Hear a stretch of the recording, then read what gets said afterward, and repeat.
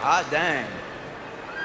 And the iHeartRadio award goes to Cardi B.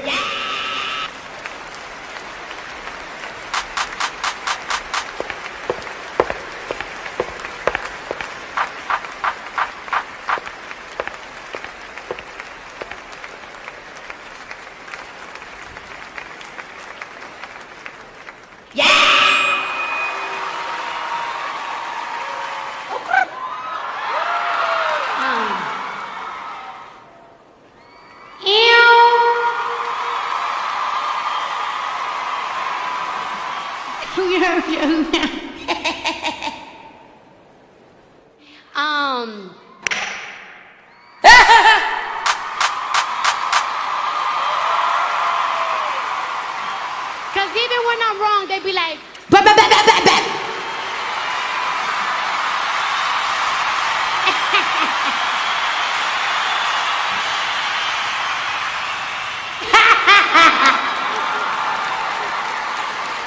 My album will be coming in April. Oh.